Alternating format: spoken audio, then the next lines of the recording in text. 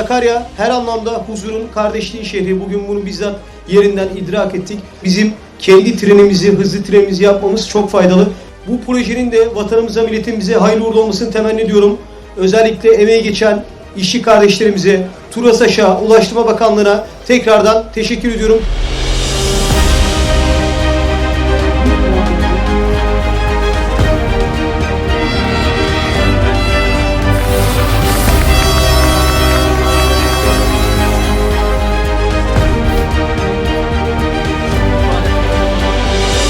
Adalet Bakanı olarak gerçekten tasdik ettik.